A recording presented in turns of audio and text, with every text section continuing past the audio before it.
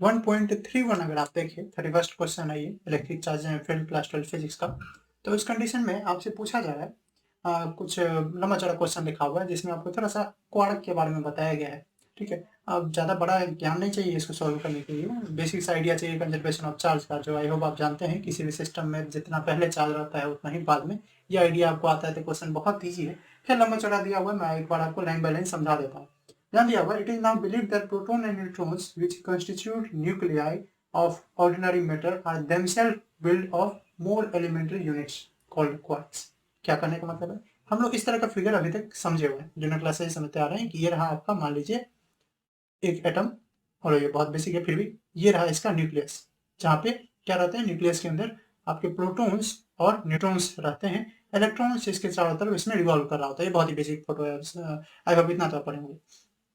तो इसमें ये रिवॉल्व करते रहता है।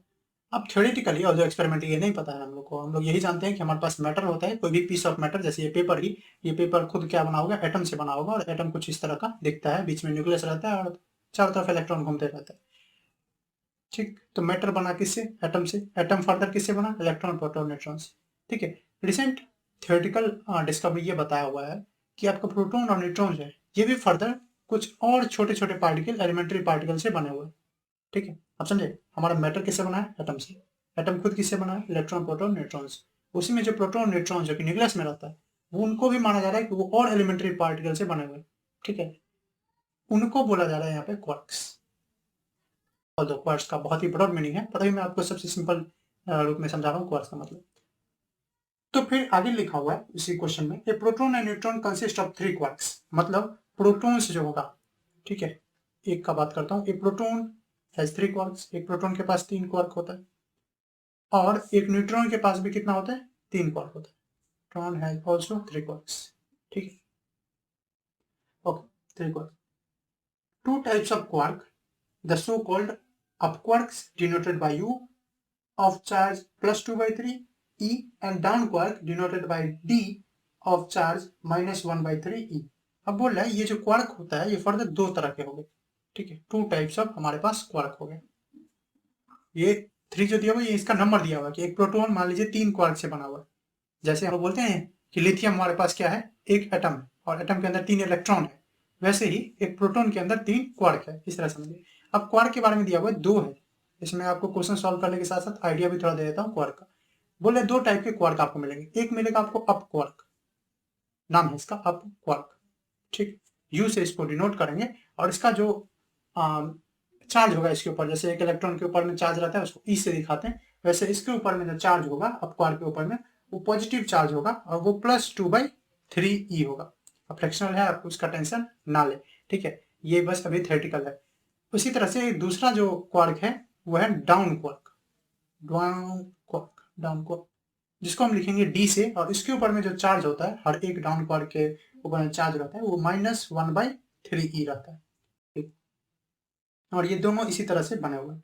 ओके, अब पूछा जा रहा है कि quark of other type also has been found in rise to different unusual varieties of metal, मतलब रिसेंट डिस्कवरी के बारे में बताया हुआ कि और भी तरह के क्वार्क होते हैं। Suggest a possible quark composition of proton neutron। आपको तत्काल पूछा गया है, ठीक है, कि प्रोटॉन और न्यूट्रॉन की कंपोजिशन क्या होगा, मतलब क्या तीनों इसमें अप क्वार्क होंगे या तीनों और डाउन होंगे या 2 अप 1 डाउन, इस तरह से आपको पूछा जाए। सिंपल समझे आप, एक बार मैं फिर से आपको समझा दूं कि पूछा जा रहा है कि प्रोटॉन और न्यूट्रॉन भी अब माना जा रहा है कि और एलिमेंट्री और छोटे पार्टिकल से बने हुए हैं जिनको बोलते हैं क्वार्क। प्रोटॉन के अंदर 3 क्वार्क होता है, न्यूट्रॉन के अंदर भी 3 क्वार्क होता है। तो अब ये क्वार्क या तो अप हो सकते हैं जिसके ऊपर में +2/3 होता है चार्ज, और या तो डाउन हो सकते हैं जिसके ऊपर में -1/3 होता है। तो कितने क्वार्क मिलके अप या डाउन, ठीक है, 3 में कितने अप कितने डाउन होंगे ये आपको निकालना। अब देखिए एक प्रोटॉन के ऊपर में कितना चार्ज होता है, charge on 1 proton, I hope आप जानते हैं 1 प्रोटॉन के ऊपर में ई रहता है। ठीक है, एक इलेक्ट्रॉन के ऊपर में ई लिख देते हैं, हाँ वो माइनस में ई रहता है, दैट इज 1.6 इंटू 10⁻⁻19 कॉलम, आप जानते होंगे। इलेक्ट्रॉन पे प्लस, इलेक्ट्रॉन पे माइनस में -1.6, और प्रोटॉन पे प्लस में +1.6 इंटू 10⁻⁻19 कॉलम। अब देखिए एक प्रोटॉन के पास 3 क्वार्क है, उन 3 में कुछ अप होंगे कुछ डाउन होंगे, हम मान लेते हैं लेट नंबर ऑफ, हमको पता ही नहीं है तो हम क्या करेंगे, मानेंगे लेट नंबर ऑफ अप जो क्वार्क होगा इन प्रोटॉन प्रोटॉन के अंदर, एक प्रोटॉन के अंदर जो नंबर ऑफ अप क्वार्क होगा वो मान लेते हैं हम क्या है, n है मान लीजिए। एक अप क्वार्क के ऊपर में कितना चार्ज होता है, +2/3e। तो यहाँ पे आपके पास कितना है, n अप क्वार्क है, ठीक है। नंबर ऑफ अप क्वार्क आप कितना माने हैं, n। तो charge on n up quark, एक के ऊपर में +2/3, n के ऊपर में n टाइम्स 2/3, ये हो गया इसके ऊपर में चार्ज, यानी 2n/3। उसी तरह से अगर n हो गया आपका अप क्वार्क का संख्या प्रोटॉन के अंदर, टोटल कितने क्वार्क थे, ऊपर में लिखा हुआ है कितने क्वार्क थे, 3 क्वार्क थे। टोटल प्रोटॉन के अंदर कितने क्वार्क होते हैं, 3। तो अगर n हो गया, समझिए मान लीजिए 2 हो गया, तो एक तीसरा बचेगा, यानी नंबर ऑफ डाउन क्वार्क कितना हो गया, 1। तो नंबर ऑफ अप क्वार्क अगर n है तो डाउन क्वार्क कितने मिलेंगे, तो आंसर है टोटल था 3 में से n घटा दीजिए, वही हो जाएगा डाउन क्वार्क की संख्या। तो चार्ज कितना हो जाएगा, एक डाउन क्वार्क पे चार्ज था -1/3e, तो charge on 3 - n down quark कितना हो जाएगा, तो आंसर है मल्टीप्लाई कर दीजिए, एक पे कितना था -1/3, तो 2 से मल्टीप्लाई करते हैं, 3/n है तो 3/3 - n से गुना कर दीजिए, 3 - n इंटू -1/3। अब देखिए मैं बोला था कंजर्वेशन का यूज होगा, कंजर्वेशन का ही यूज है। एक प्रोटॉन भले ही छोटे छोटे पार्टिकल से बना है, लेकिन पहले जितना चार्ज था दैट इज +e, अभी भी उतना ही चार्ज होगा, ठीक है। तो बाय कंजर्वेशन लॉ हम ये बोल सकते हैं कि पहले जितना चार्ज था प्रोटॉन के ऊपर में जो कि था +e, अभी भी उतना ही होगा इन सबको जोड़ने के बाद। इन सबको जोड़ने का मतलब अब क्वार्क जितने हैं उनको, यानी 2n/3e, और साथ में इनको जोड़ने पे, यानी प्लस में इसको कैसे लिख सकता हूँ मैं, 3 - n इंटू -1/3e, इनको जोड़ने पे, ठीक है। अब इसको आप सॉल्व कर लीजिए सिंपली, ये कितना हो जाएगा 2ne/3, इसको आप बारी बारी से मल्टीप्लाई कर दीजिए, इसको मैं इधर ही ले आता हूँ माइनस को, 3 इंटू -1 जो कि हो जाएगा -3, अब बाई 3 और e, इसी तरह से अब इसको इससे मल्टीप्लाई कीजिए तो minus minus plus, n into 1 into E, तो ne/3। यहाँ से आप देख सकते हो 3 से 3 कैंसिल हो गया, ये सब e के बराबर है, इम्प्लाइज e इक्वल टू, ठीक है। तो ये कितना हो गया, देखिए ये हो गया 2ne/3, 2ne/3, ऐसा ही कुछ यहाँ भी है ne/3 और साथ में -e है, ठीक। अब क्या कर सकते हैं आप, अब हम लोग क्या कर सकते हैं, सिंपली एलसीएम ले सकते हैं, ठीक। तो एलसीएम अगर ले ले तो ये कुछ इस तरह का देगा, e इक्वल टू 3 ले लिया एलसीएम, और ये हो गया 2ne प्लस ne, और ये हो गया 1 3 जा 3e, ठीक, इतना हो गया। अब क्या कर सकते हैं, अब इस 3 से इसको मल्टीप्लाई कर दीजिए, तो 3e इक्वल टू 2ne और एक ne, 3ne माइनस 3e। अब क्या कर सकते हैं, इस 3 इधर ले आई तो हो जाएगा 6e इक्वल टू 3ne, ठीक है। तो e से e कैंसिल, तो n इक्वल टू कितना हो गया 6/3 यानी 2। भले वो सॉल्यूशन में टाइम लगाओ, लेकिन समझ गए कंसेप्ट, हमको बस सिंपल सॉल्यूशन करना था, सॉल्व करना था।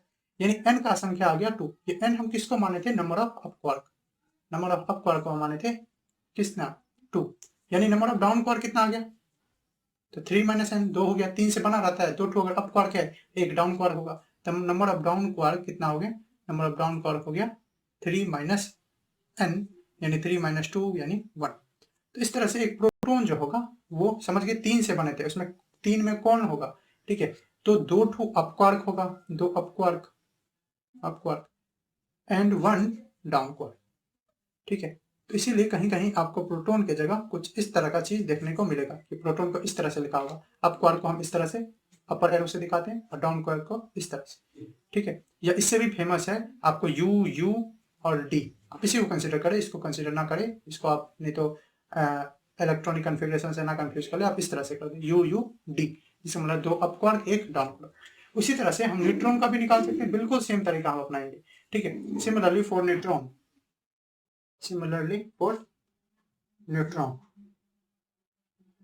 ठीक, न्यूट्रॉन में कैसे करेंगे, वैसे ही न्यूट्रॉन के ऊपर में हम जानते हैं टोटल चार्ज कितना होता है 0, शुरू में जितना चार्ज था बाद में इतना ही चार्ज रहेगा, तो टोटल चार्ज हो गया 0। और फिर उसी तरह से मान ले कि हमारे पास नंबर ऑफ अप क्वार्क जो हो गया, number of up quark in neutron हमको पता ही नहीं अभी कितना होगा, तो मान लेते हैं अभी फिर से उसी तरह से n, ठीक है। तो नंबर चार्ज कितना हो जाएगा, charge on n up quark वो कितना हो जाएगा, n से मल्टीप्लाई कर दीजिए किसको, जितना चार्ज है, यानी 2/3e से, तो ये कितना हो जाएगा 2ne/3, ठीक। सिमिलरली अगर n अप क्वार्क है तो नंबर ऑफ डाउन क्वार्क कितना हो गया? तो आंसर है नंबर ऑफ डाउन क्वार्क जो हो जाएगा वो हो जाएगा, टोटल था 3, इसमें से n चला गया, 3 माइनस n, तो इस पे चार्ज कितना हो जाएगा? चार्ज हो जाएगा ऑन डाउन क्वार्क, मल्टीप्लाई कर दीजिए, charge on down quark equal to 3 minus n into -1/3e।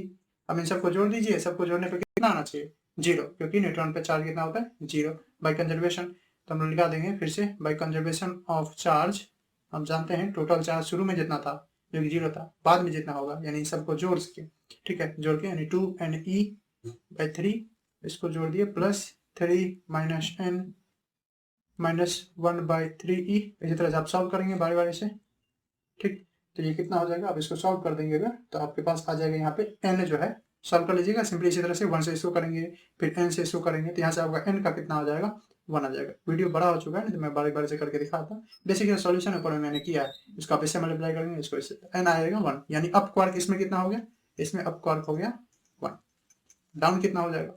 Down quark हो गया इसके अंदर कितना? 3 माइनस n, यानी 3 माइनस 1 यानी 2। तो एक प्रोटॉन कुछ इस तरह का दिखेगा, पिक्टोरियल लिखेंगे, 2 ठो अप क्वार्क निकला था वहां, तो यू और फिर डी। और एक न्यूट्रॉन को अगर हम n से डिनोट करें तो वो किस तरह का दिखेगा? एक न्यूट्रॉन में एक ही अप क्वार्क है, तो यू और फिर 2 डाउन क्वार्क, तो डी डी, इस तरह से। आई होप आप समझ गए होंगे। अगर आपको दिक्कत है तो आप कमेंट कर सकते हैं, और क्लैरिटी के लिए